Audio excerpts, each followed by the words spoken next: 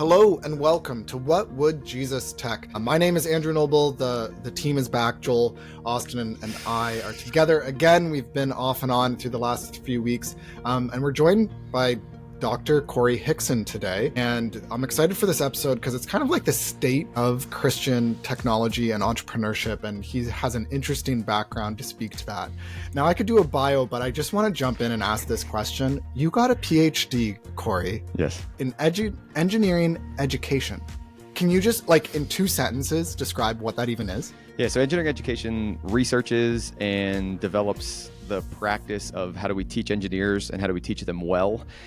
So if you get an engineering degree, the folks who teach you engineering, not that they're not wanting to, but they grew up to be researchers. Like they wanted to do good technological development. Right. Not a lot of them wanted to be educators. So we tried to think about how do you educate folks and how do you educate them well and how do you assess the programs and all of those things. So that's the nature of the degree. It was the perfect degree when I found it. I was like, yes, that is what I want to get my PhD in. And here we are, a bunch of years later. I don't even know how many years later, 10, 12, something like that. So, wow. So your thesis or dissertation in 1 sentence? Yeah. So that's what you always have to do at the parties, right? So what did you write on it? And you have to answer it in 1 sentence. Believe it or not, when you I don't even tell people, right? But then when they ask you, you're like, okay, here we go, right?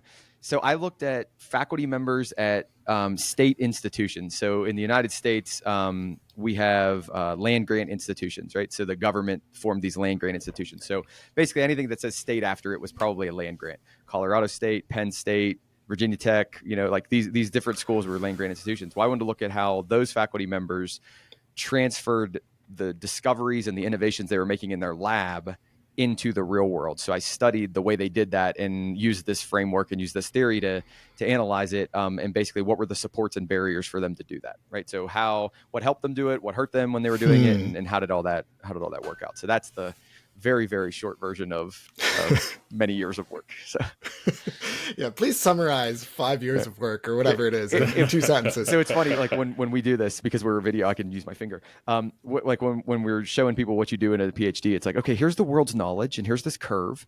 And then you find that point in the curve and you just try to pop it out like a tiny little bit. I've heard this many times. It's like, so you're going to do 5-6 years of work to go, boop. And if you do that, they give you a doctorate and they're like, yay, great work. So That's right. That's right. Your current role, though, is you are the associate professor of engineering at Correct. Colorado Christian University. So a Christian university that Correct. trains engineers, right? Yes, and there that's are a thing that goes together. Yes, there are some of us in the Christian engineering space from a university standpoint. So as you won't be surprised, a lot of Christian colleges and Christian universities are more liberal arts focused. Mm-hmm. So that's kind of where they grew up and how they developed. And then you're seeing more develop engineering programs, develop technology programs, and kind of make those programs more robust. So CCU, what would it be, 7-ish years ago at this point, started an engineering program. It happened to be, it's a truly God thing, right? It happened to be in my master's subdiscipline. So my master's is in industrial and systems engineering. That's the degree they wanted to start first. And I figured out a way to come here because it's funny. I called about the position the first year, and then my wife and I talked about it. And we were like, no, we're not gonna do that. We just had a baby. We just bought a house. No, we're not gonna make a transition. The second year, the job was still open, and I was like, hey, we should probably think about this. And she's like, okay, just call them, and we'll see where it goes. And next thing you know, you're moving to Denver and all of that. So it's kind of a funny God story where the doors opened up so wide that you kind of had to act on it. Mm-hmm. Yeah, no, that's really cool. And I know that you were at the Missional AI Summit. There's all these different things going on in the Christian and technology space, if you will. One of the important facets of that space is actual universities and colleges, Correct. Right? And I think some people, they're like, oh, how can I get plugged in? And they get plugged into these nonprofits who kind of sit on their own. And there's not really a clear accountability structure sometimes with them. But then there's also these institutions that have to get accredited and have to go through the process of being an academic institution. And sometimes those institutions are struggling for finances right now. Yep. So it's interesting that, we're talking to you about the state of the Christian tech world, and you're coming from this side of things. Do you think that's going to bias you? Do you think you're too pro university since, they fund your your wallet. I mean, I probably, I don't know if I should say this out loud, so we'll see how this goes. No, I mean, I think there's a bunch of different ways into doing really, really good work, right? Like, and I think for a certain group of people, the university approach is the way to do really, really good work, right? Like that's the way they're wired. You know, they come out of high school and it's like, what's the next natural step? The next natural step is more school. Okay, cool. Right now we're going to get more specific into what the school is. But the funny thing about like an engineering degree, hold on, help me out, Austin. You're what, like marketing, media, like Yeah, I am the social media manager for the Gospel Coalition. Awesome. And then Joel, what was your degree in? Mechatronics engineering. Yeah. Okay. Cool. And then Andrew. I got a degree in kinesiology and then a master's in divinity. Okay, so Austin, yours was cool too. Andrew, yours was cool too, but Joel's yours is cooler. Sorry, I'm understandable. Okay, understandable. I'm biased. But like, you know, kids come in for an undergraduate engineering degree, and it's like they're trying to make a decision about something they know nothing about, right? Like, so really, like what we're trying to teach them is fundamental problem solving, fundamental design. You know, like we're trying to teach them this engineering process that then we're going to contextualize it in the later years, and then they're going to launch into their first job, and their first job is where they're really going to learn what they're going to do as an engineer, or like how to actually do engineering. Like no matter how much we try to do that in the undergraduate world, it's really not what we're really trying to do. What we're really trying to do is give them this toolbox, this skill set that lets them launch into this first job. So I think for some students, that's a good approach. Like that's a good strategy to get out there and move into that. I think for other students, by the time they hit by the time they hit the end of high school, you know, like they're done, like they're toast. So for them to go to more school is not the right move for them. I had a buddy in high school, and he looked at me and he was like, Corey, he's like, I'm not a school guy. I'm done. He's like, I'm going to go be an apprentice cabinet maker. And last I had heard, he's doing a fantastic job, you know, killing it in the cabinetry world. Right. So it's like, I think there are reasons for all these different types of things, right? You know, in ways that they can all be productive. And I think one of the things we need to help our young people figure out is kind of one, the way they're wired, two, their skill sets, their natural giftings, and not to try to like, don't do anything that is challenging. Like, that's not what I'm saying, but I'm saying like, there's a reason why you're naturally wired the way you're wired, and let's accentuate that. And make smart decisions based on that. So it's like, I have a very different philosophy, you know, when we do previews. So we'll do these previews where potential students come in, and it's like, my goal for them is to make the right decision. My goal for them is not for them to come to our program, because if they come to our program and it's the wrong decision, it's not good for anybody. They've got to transfer, they're losing credits, you know, all this other stuff. So it's like, I'm trying to help them make the right decision, whether it's CCU, which I hopefully it is, or whether it's someplace, you know, some other place. So I don't know if that answers your question, but I have so many thoughts, and this is just like the intro here. But definitely completely agree with what you're saying. And like, you know, when I first started engineering, I had no idea what I really wanted to do. So I picked one of the engineerings that was the most multidisciplinary. So for those who don't know, mechatronics is mechanical, electrical, and software. So I basically gave myself more optionality to be like, I'll figure it out over the next 4 years. And I do think that, you know, college, university gives you that opportunity to still figure out what you really want to do. I went to Waterloo University. Shout out to Waterloo. I think they have one of the best takes on helping engineers adapt to that by their co-op program. So after the first 4 months of school, you're not even done your first year. You actually do a co-op placement. And then every 4 years, you switch between school and co-op. And I learned... Yeah, every 4 months. And that's, as Corey was saying, on the job is when I really learned, this is like how you evaluate trade-offs, engineering decisions, business decisions. Like, what is the whole point of it? So you graduate, you basically have 2 years experience, and that's a big accelerator. So I'm super recommending of that sort of hands-on learning approach. But then, obviously, we're in the AI era now. And there's all these things like Alpha School, Synthesis Tutor, Alpha School, for those who don't know, is like you only do 2 hours of schooling a day. And it's like they're in the 1 to 2 in Texas. Well, they're in Texas. And apparently, like, I mean, the grades that the students put up are very good.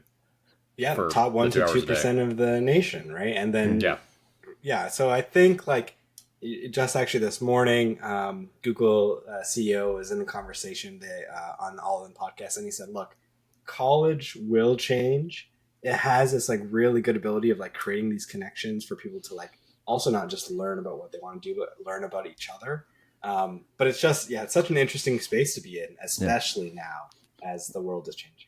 Yeah, Joel, we have an informal internship policy here. So it's not a formal, like you have to get an internship, but I start like picking at students the moment they walk in, right? In my first year engineering class is like, okay, what's your internship? Like, or what's your first work? Because some students come in and they've never worked before in their life. And I'm like, okay, go get a job, right? I don't care what you're doing.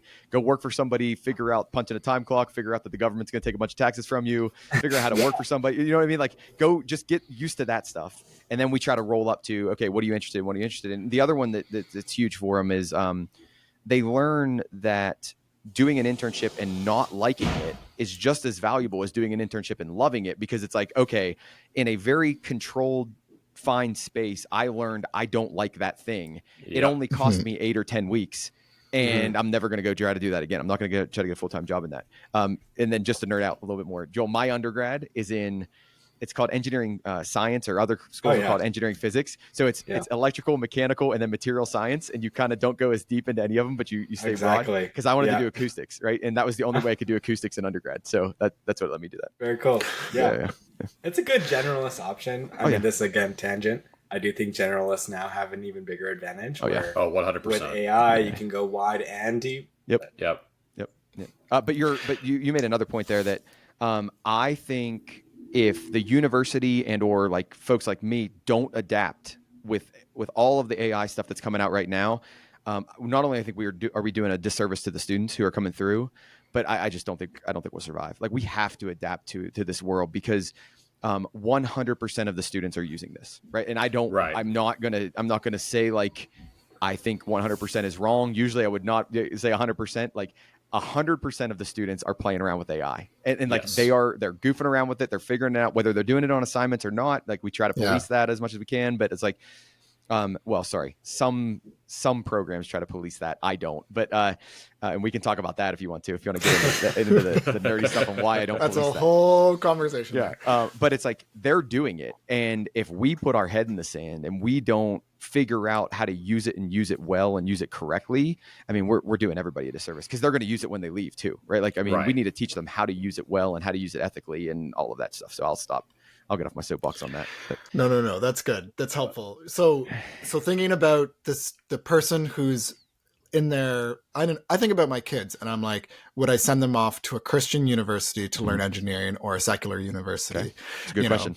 So there's that question. And then I also think about, I mean, I'm not going to get into we could get into a little bit of that, but I also think about the person in their mid-20s who's kind of working in tech, or they're dabbling in it, and then they're thinking about Christian entrepreneurship, or they're thinking about just doing a good job as a Christian, and they're maybe feeling lost. And then you have all of these different organizations that exist, like Faith Tech, like Praxis, like Missional AI.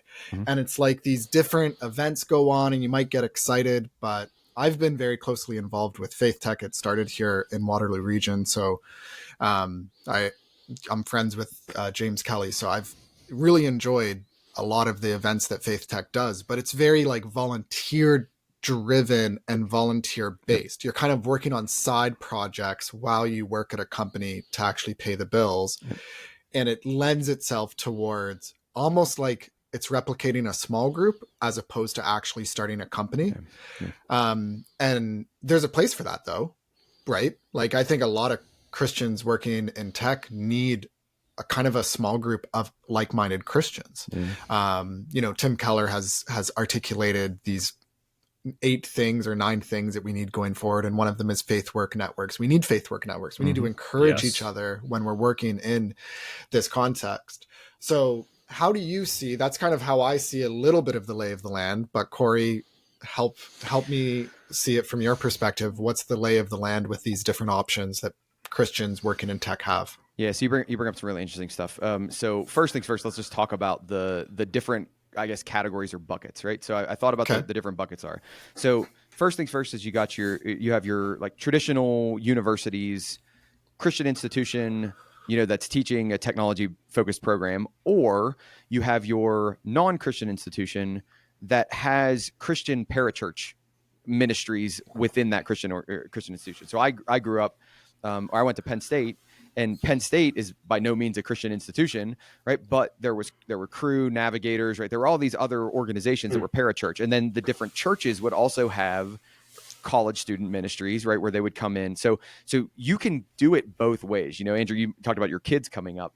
I honestly think, again, I should probably say everyone should go to a Christian institution and everyone should go to CCU, right? But it's like, that's just not realistic, right? Like you need to read your kid, and you need to talk about your kid. And you need to visit all of these different types of schools because there's pros and cons to different ones. But then you also need to know, like, if your kid needs more spiritual formation, it's probably better to send them to a Christian institution. Or if they want to be in a Christian community and they know they want to be in a Christian community, you should probably send them to a Christian institution, or you should at least look harder there.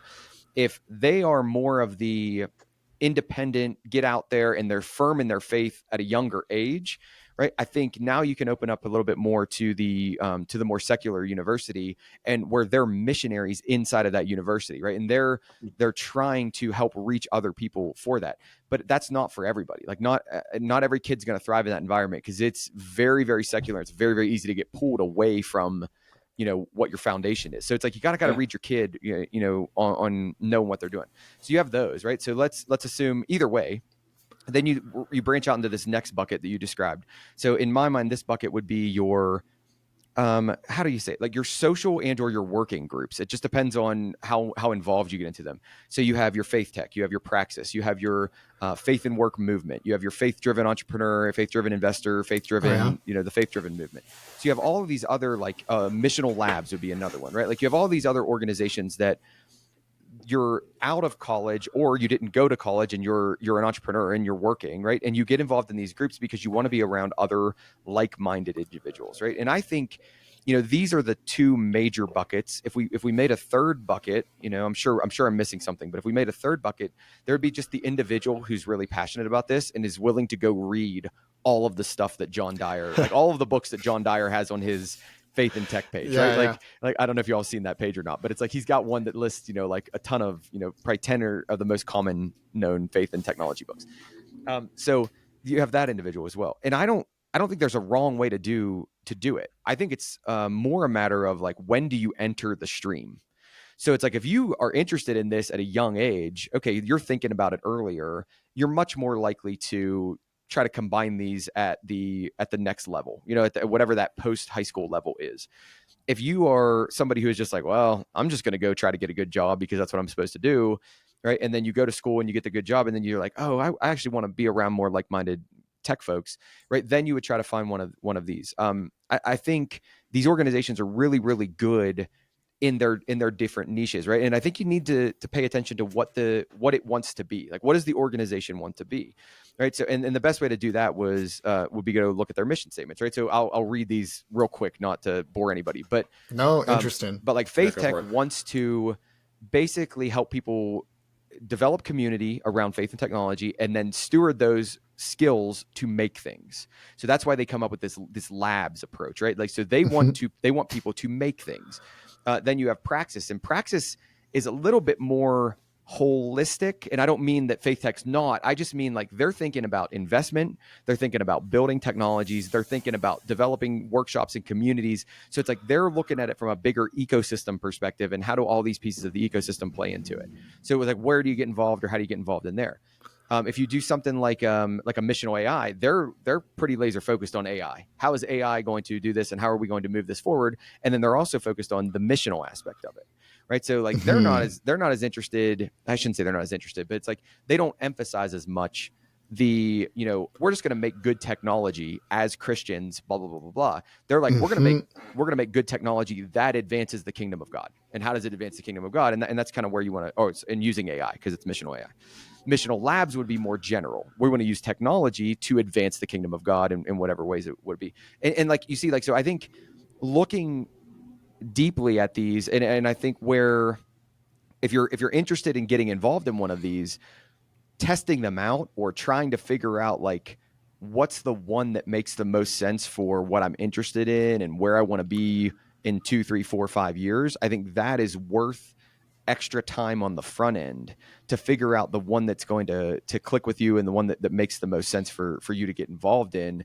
Or if not, I think you're just going to spin your wheels in too many different directions, if that makes sense. Yeah, no, this is really helpful. I think of myself, going to university, like I mentioned at Waterloo, is like, okay, this is like, whatever, top engineering school in Ontario, like the province in Canada. And it was like, okay, so I'm going there to be around people who are really like driven academically. And it's like, okay, 30% of the people go to Silicon Valley. It's a good feeder school to like top tech companies. So you're like getting that. And then I graduated, and then I like worked at Lexus, and I learned how to like do cars, interior design, manufacturing engineering, etc. And then I'm like, well, is this really what I want? And it's almost like as you go through these different phases, I'm like 12 years now out of university. There's phases where you're like maybe pursuing engineering excellence, and then pursuing more like, well, how is this relating to the kingdom? Because that's a big part of my life too.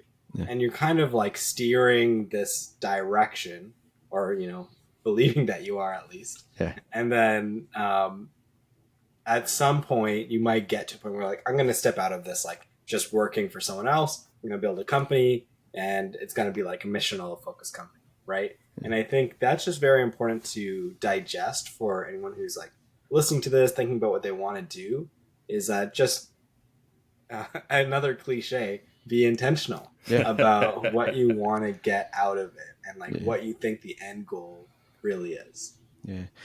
I think you're seeing the overall faith and technology integration, like kind of the ecosystem.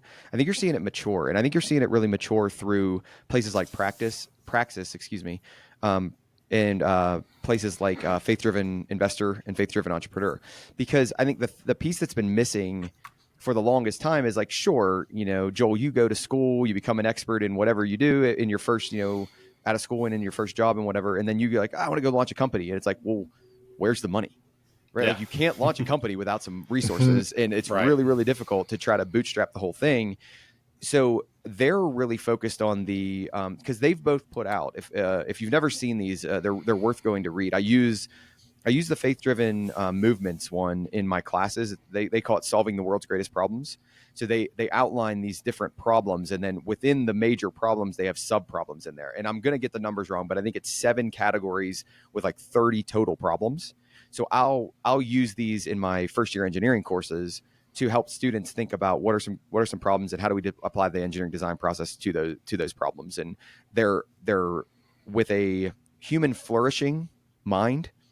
So like redemptive work and human flourishing mind to them. That's how they outline the problems. Well, Praxis has its own set of those as well that it's trying to focus on. So you're seeing them think about it not only from the what types of problems do we want to take on or do we think are important, the whole way through to the like, how do we get funds and investment and resources, and how do we connect these two things? And then the folks to do that work is kind of like the glue that holds it all together, right? Like we've identified these big problems, we've secured the resources, and now we need the glue to get the actual work done. I mean, Praxis has a job board for companies that are doing really interesting stuff in the faith and tech space, and they're looking for people to come on board with these projects. But I would say that, that developed in the last, maybe like 5 or 10 years. Like this has been this recurring development. Like there hasn't been a lot of this. Most of it was, well, if I want to be the expert in the technology space, I'm going to go to a secular school, and then I'm going to go work, and then I'm going to figure out what to do with it later. Like how does it apply to the kingdom later? There wasn't really this like kind of path for me to do it from an earlier age, which has been really cool to see how these programs are developing. I mean, Faith-Driven Movements just launched Faith-Driven Teens, right? Where they're thinking about this, not even at the high school level. They went the whole way down to the middle school and like teenage level. And they're saying, like, let's get these students or the kids, these young people involved as early as possible. And let's launch that generation, moving forward from here on out. So it's been pretty neat to see. Mm-hmm. No, that's helpful. Super interesting context. I think 2 of my concerns that sometimes come up whenever I start thinking about these organizations, one is the way that it kind of can pull someone out of the church rather than into the church. Every parachurch organization has this existential crisis of why are we doing something that the church could perhaps be doing it themselves. Yep. So yeah, I'm speaking to someone who works for the Gospel Coalition. You're not a denomination. Anyways, it's a whole. Though? Yeah, exactly. Are we though? We're not officially. We're so not. there's that, and I think there's ways to talk about that. Like I already kind of said earlier that, hey, I think there's a place for faith and work communities. If you're a doctor, you should meet with other doctors who are Christians to talk about how you're making those ethical decisions. There's some jobs that don't lend themselves to as much reflection and consideration just by the nature of like you're literally just mowing the grass. Like you do that as a Christian by working hard, but you're not going to like do it in a different configuration because you're a Christian. It's like, I'm going to mow this grass first because God talks about the seeds being planted. It's like, no, just mow the lawn. Like there's this isn't complicated. The other concern that I sometimes, there's such a pressure that I think these organizations feel to make it clear that they are so uniquely Christian and the Christian way is different, that the person who's just working at Lexus or Ecobi or Sony, whatever, they are not feeling like they're doing something that is actually worship. You know? Go ahead. Yes. Jump in. That's all I was going to say. So the second point, let's talk about the second point first. This is where I'll make the shameless plug. I talked to you guys about it before, but it's like, this is why I wanted to study STEM and worship, right? Because it's like, I believe this is a form of Christian worship, right? Me going out and doing a really good job at my design, my creativity, my engineering technical skill. I believe God gave me the ability to do that. God gave me the talent, the mental aptitude to look at numbers and just kind of understand the way they work, or to do different, and we call it the engineering design process, right? But like to look at testing and analysis and figure out how that plays into improvement, or how, we evaluate different design criteria or whatever it might be. Like, I believe that is a reflection of the creator, right? The ultimate creator, right? Like, so that is a form of a response, right? So, worship is a response to God and his character, right? So that is a form of my response, is I'm going to go out and I'm going to do this well. And I think that is essential to, the way we think about this. But I think a lot of times, especially STEM folks, right? So science, technology, engineering, and math folks go like, but I'm just like really crunching numbers, or I'm just like, I had a buddy one time, he worked in oil and gas, and I'm like, so what do you do? And he's like, well, this new plant has like 1,000 different valves and I spec the valves.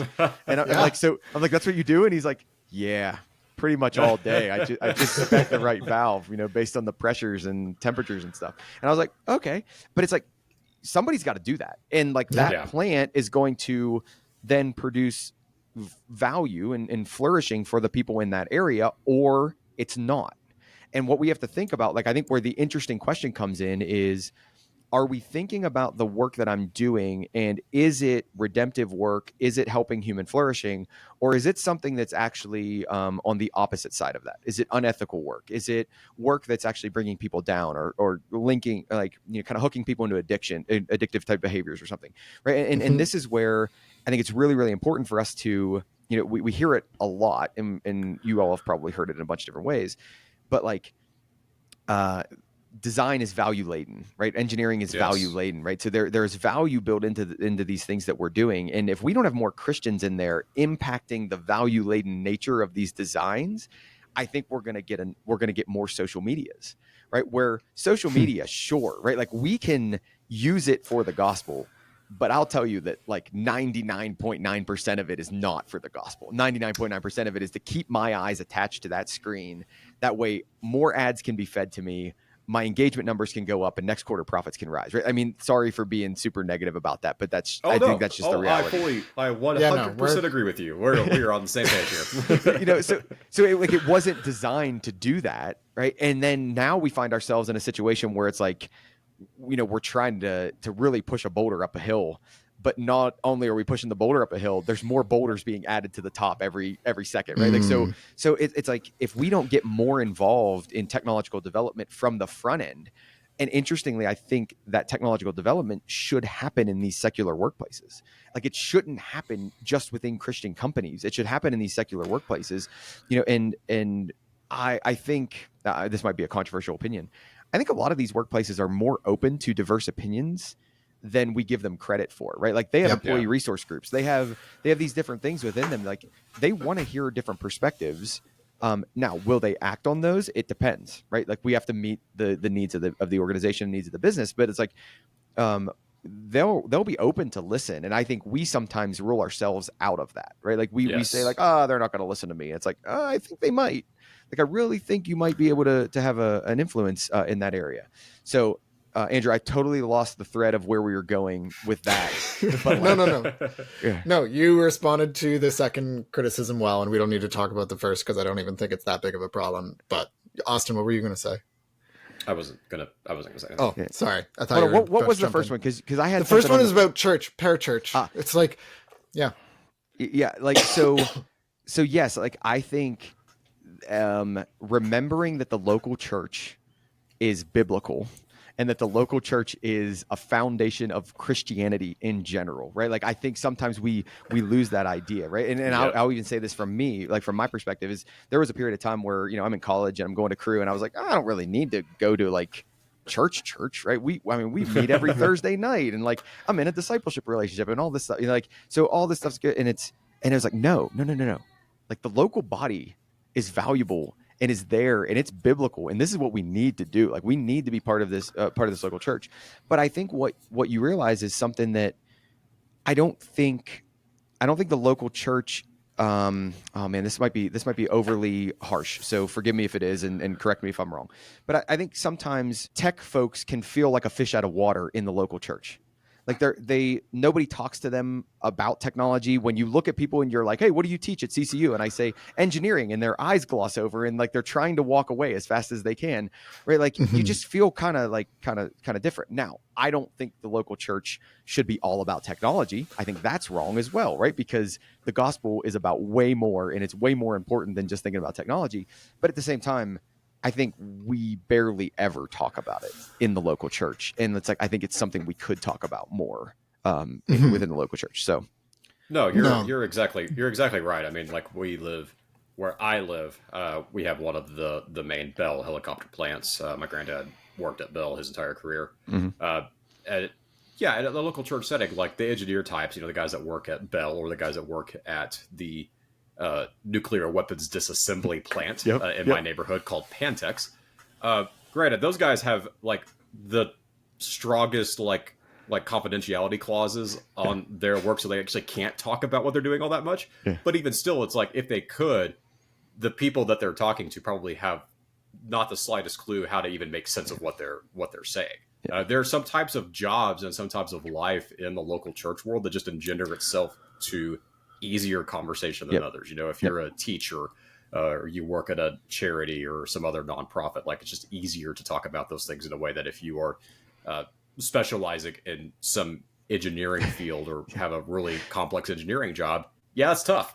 Yeah, exactly. Yeah, I fall into that camp. I think it's so weird talking about it, but I geek out when people get to talk engineering things, right? Because I'm like, oh, this is so cool. Like on X, you know, there's like a bunch of people in the place called the Gundo, which is El Segundo outside of LA, and they're really focused on defense. And they're like building these new companies, and they're Christian, and I'm like, oh my gosh, these are my people. And I'm just excited to like hear what they're saying and hear what they're doing. And then, like you mentioned, you go to the local church, and like sometimes you can be like, this is cool, but you don't really like get that same excitement and passion. So it's an interesting challenge, I think. I'm sure there's other kind of professions that have similar feelings. Well, and Joel, I think that partially is a flaw of our sinful heart as well, right? Because it's like, what's my first love? Like my first love needs to be Jesus. My first love needs to be God, right? Like my first love should not be the technical nerdy stuff that I just can't not want to do, right? You know what I mean? Like I know that intellectually, and it's like, can I cultivate that within my heart and within my mind? And if I can do that well, but the point still remains. It's like, I mean, we could reach across a little bit and be like, hey, tech people, come on. Right. Like, cause isn't there a church in San Francisco that's like known as like the tech church, and like almost like there's a ton of technology people that go to it. Man, I know I've read about it somewhere. I'm headed there next week, so you let me know. I'll go see. Go drop by. I do think there can be a like your point about watch your sinful heart kind of thing. Like, I do feel like, what should a pastor prioritize?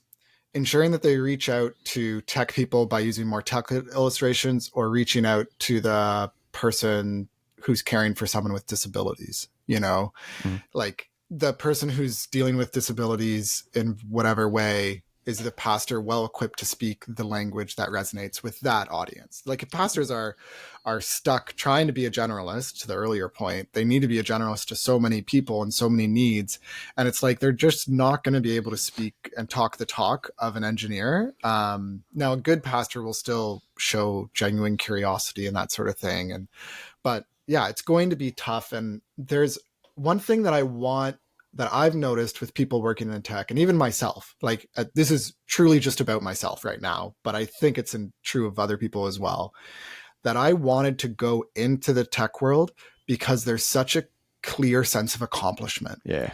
And I really enjoyed that.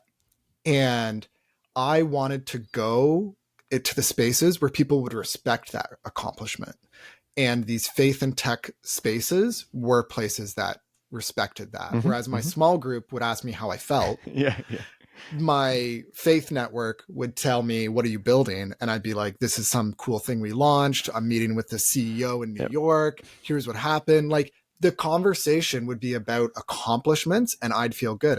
And if I'm honest, that was a self-justifying tendency. For sure. Not finding my justification in Christ. It was like, I am good because, and whatever you fill in that blank with, is it Christ's accomplished work on the cross and his resurrection, or is it my good works? Yep.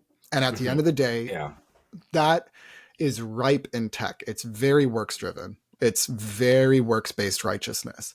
So yes, engineers need to be better supported. Yes, I think pastors could do better at speaking on it. They can't just talk about AI as idolatry. They need to speak about it as a helpful tool, a helpful blah, blah, blah, as we've said on this podcast many times. But that would be my one, adding caution. I mean, it's such a needle to thread, because, like, actually, before I decided to go to engineering, I went through, like, oh, what is my real first love? Is it like this, like, tech stuff, or is it like God? And it's like, oh, it has to be God. That's the only answer. So you know what? I have to go into ministry. And if I'm not doing ministry, it's second tier. Mm-hmm. And then you get into this, like, conundrum of, like, how can you be, like, the top engineer and also make sure you're not letting yourself go too much into it and, like, finding too much of your value in it. So there's this, like, really fine line to thread of, like, making sure your identity is in Christ, and then out of that, actually doing the best you can to glorify God, right? It's like, and it's the human heart is sinful, so it's very easy to slip off that cliff if it's, like, such a precarious path. Well, and I think that's even more relevant for the folks who aren't Christians, but then who become Christians after they've already established themselves in the tech space, right? Because, okay, now I've had this achievement, developing cool stuff, like creating. And now you're going to tell me to, like, invert that and, like, make that different. And it's like, well, hold on. Like, I might have been doing this for 10, 15, 20 years. And now I've got to change that whole, like, that mindset. And this is where I say, and this is not a knock on anybody, right? Like, this is a matter of, how do we serve those people well, right? Like, can we serve those people well? Because the tech space, engineering, software, IT, like, and I mean, like, the general broad tech space, not just engineering, right? But it's like, that's a huge mission field, right? Like, we can go out there and there's a lot of people in there, in that space that we can share the gospel with, right? And this is why I tell my students, as they're graduating, I'm like, you are going into one of the biggest mission fields that there is. You're going to go work for a company doing technology work, and maybe you're the only Christian in there, right? In that environment, right? Like, so first things first, like, what's the approach to do that? What's your apologetic? What's your approach to do that? And, like, when we try to, like, help them think through that stuff before they get into that environment.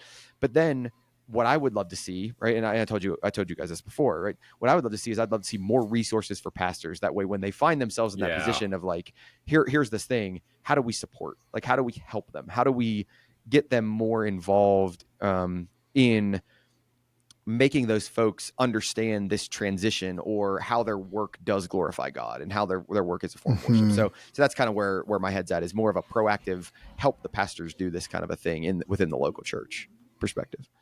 Yeah.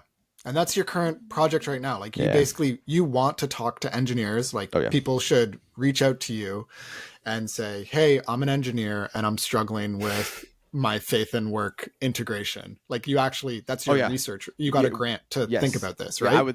So if anybody's listening and they want to talk to me, you can find me anywhere online at Dr. C.A. Hickson, right? And just reach out to me. Joel, I would love to chat with you if you're interested in this. Not to put you on the spot, but it's like, I'd love to chat with you. Like, but it's like, I'm wanting to talk to folks who are in the technology space about the way they think about this, right? So I'm not trying to exclude anybody else, but then another form of this would be to talk to pastors about this and talk to folks, who are in the pulpit, and do they even think about this in that way, right? Because if they don't think about it in that way, now we've got a two-end problem, and we got to start to address the two-end problem and thinking about how we support these folks who are doing really, really good work, and also trying to figure out how do they reconcile that with Christianity and not being a full-time pastor or full-time minister kind of a thing. So that's what I'm hoping to keep doing and develop that space a little bit more too. Yeah, and it'll be cool to see as your kind of study goes on, if you can get like engineering Christians or Christian engineers, whichever. Probably the second should be the right way to order the adjectives. Whatever, Joel. It's okay, man. Don't worry about it. So it would be cool to see if like the diversity is like, okay, yeah, when you're earlier in your career, it's just like, how do I do good work and glorify God? And then I did hear like another entrepreneur friend of mine who said like, actually the most successful entrepreneurs are usually like in their mid 40s. Yep. Like you can start it when you're like, just coming out of university, 20s, whatever, but then mid 40s is actually another really great time because you've learned so much. And I think I'm not 40 yet, but already coming on to that point of like, okay, I've developed this understanding and I know how to do things. And now it's more like, what can I actually build? And I'm getting more of those convictions of like, we're going through a whole platform shift with AI. Like this is a moment. I missed, .com. I was too young. I missed mobile. I could have like done something. I missed cloud. I was not even in like the software space. I was in like IoT.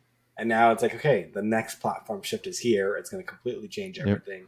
How can Christians lead the conversation?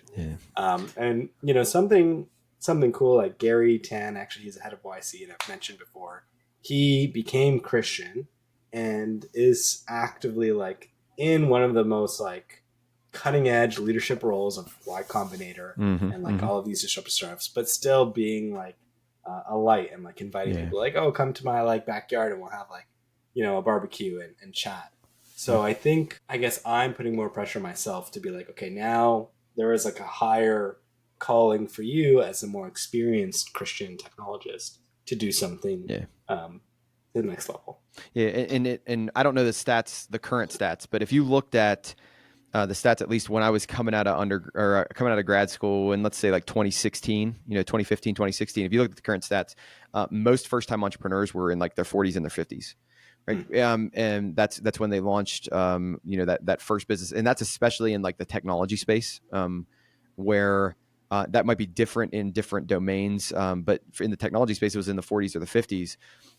I think if you looked at the numbers in like the social media space or the content creator type space, I think that number would drop super low. Like that'd be my hypothesis. That number would drop much lower as people would call themselves entrepreneurs who have a YouTube channel that, shows them making TikTok videos or whatever. Right. And I'm not disparaging that at all. I'm saying, I think if you look in the technology and hardware space, technology, software, hardware space, I think it's much more tiered up in age, 40s and 50s, because they've taken that first 20 years to figure out like, okay, who the heck am I? They've taken the next 20 years to figure out like, well, what the heck do I need to know in order to make life work?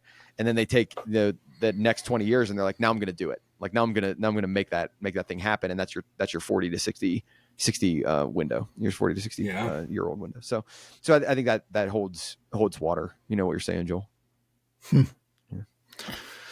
Well, there's so much that we could chat about. I feel like I should just take one of your courses at Colorado University. So go ahead. I'll tell you the one. I'll tell you the one that I tell you the one I'd take if I were you. So my advanced technical topics course, it's a course that rotates the content. So it's every spring, but it's basically what's happening in the technology world, and then how do we think about that. So if I say socio-technical systems engineering, anybody know what I'm talking about? Nope, okay. Sorry. So socio-technical systems engineering, it's a way to think about engineering and kind of design and systems at the same time. But you have your people portion of the system. So if you think of a Venn diagram, right? You have your people portion of the system, you have your technology portion of your system, and then you have the environment. And by environment, I don't mean like trees and grass and water. I mean like the external environment that all of this works in. So regulations, laws, culture, all of those other things. So important. And if you look at those three things, so what we try to do is we try to say like, okay, what are the technical topics that are relevant right now, and how are these three buckets impacting that world? And we did robotics and AI, and it was one of the most fun semesters ever because there was so much happening so fast. And like we could have we could have had a 3-hour conversation every day about that class and never run out of anything to talk about. Because I mean, you come out and like OpenAI decides they're going to raise like $40 billion or whatever, right? Or Reid Hoffman decides to donate to Bowdoin College, right, and start the ethical AI program. Or then you start to look at like Boston Dynamics and the new types of humanoid robots that they're releasing. And by the way, have you seen those? Because they're pretty wild. And you think about all these different things happening. And I think one of the biggest things that came out of that class for me, because it's like I'm always learning about this stuff at the same time I'm teaching students and I'm trying to guide them through it. That's if you want to be a professional learner, become a professor, right? Because that's what you do, right? Like you just learn, and then you have to try to figure out how do I take that and how do I mold that to a younger generation and the content that they're going to work through. But we're thinking about this, and we got to the point where at one point we said like, okay, robotics right now we are adapting we're adapting robots to environments. So like we have these environments that humans have worked in for the longest time, and now we're adapting these robots to try to fit into those environments. So you think about like a manufacturing plant. Well, we try to think about how does the robot go in there and how does it move the parts from one place to another? What's got to do image recognition, and then it's got to have sensors to know how far apart, and like did it slide it in? Did it receive pressure feedback? All that stuff.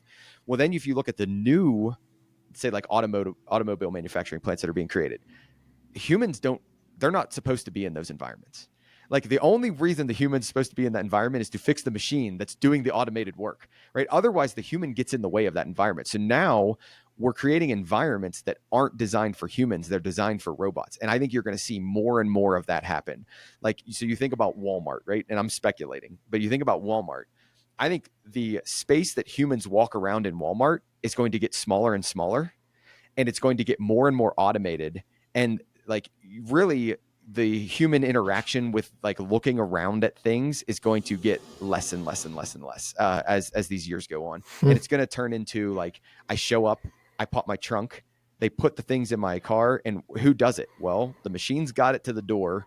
Maybe there was a human that got there, but if we can design that environment well enough to where it's just cars and robots, now the robot can do it, right? Yeah. And, like I think we're going to see more and more of these environments designed not for humans. And I'm not saying that's a positive. I'm just saying I think that's a potential reality. You're seeing it with cities where the city, like the internal part of the city, is designed for autonomous vehicles. Yep. It's not designed for a lot of people walking around or riding your bike or anything like that. It's designed for autonomous vehicles because we have to constrain these environments because our technology is not good enough yet. So it's a really interesting time. I'll plant one more, and we don't have to talk about it. But I had my first years do a software development project where they had to use AI, not vibe coding, because vibe coding is very much like you don't care what the result is, but it was like vibe coding plus, where like you used AI, but you had to use AI to develop most of the code, and you were trying to like get the AI to do the right thing. It was a really fascinating couple week module about them trying to figure out how to make these tools do what they wanted it to do and the limitations of those models. And it was really fun. Like it was really, really fun. I mean, people are saying, and the number's always disputed, but like, 50%, 80% of like the latest startups are now like is automated or AI generated. Right. So it's such an interesting challenge. And I think, yeah, dark factories, all that is becoming a thing. And you'll actually do the shopping in AR at home, so you probably won't even have to like drive to things, like just delivered to your door, and you'll be looking at it. You just won't be looking at it in person until it arrives at your house. So yeah, this next decade is going to have so many changes. And it really makes me come back to what Andrew said earlier of like, he's thinking about his kids. I'm thinking about my kids. And like, should I send them to a Christian university? My wife said, hey, I'd consider moving to the States if we put our kids in Christian university. So I'm like, okay, like, what does Colorado have? Okay, they only have, seems like maybe one engineering program. Are you going to add more? And all of those types of things. So. If you find yourself in Denver, come hang out. I'll buy you lunch. I'll buy you dinner. We'll hang out and have a good time. Yeah, sounds good. Yeah. All right. Well, Austin, do you want to close this out? Sure thing. I would love to do that. You have been listening to What Would Jesus Tech? This has been a phenomenal conversation as somebody who is not in a tech space. It is very stimulating to hear people who are in the tech world to talk about things that otherwise would never show up on my radar. And that's exactly what we want this podcast to be. Like, we want to bring the tech practitioners and the tech thinkers and writers together and help each other better understand the worlds that we run in and the blind spots we may have. And I feel very just challenged and impressed by the conversation that Corey and Joel have had. So I hope you've enjoyed that here as well.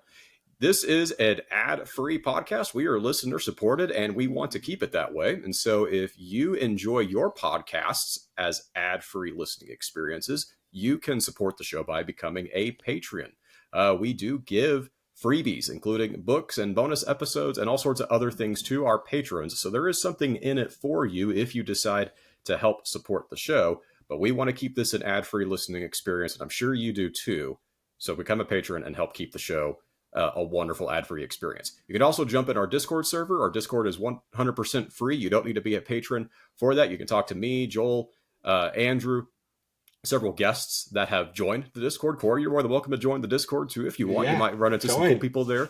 But it's an awesome, wonderful place. It's always hopping with great discussion and stuff. And so if you want to join that, you're more than welcome to do that as well. Links for both the Patreon and the Discord will be in the show notes. This has been What Would Jesus Tech? Use tech, find rest, and glorify God. Y'all have a great day. Yeah, see ya.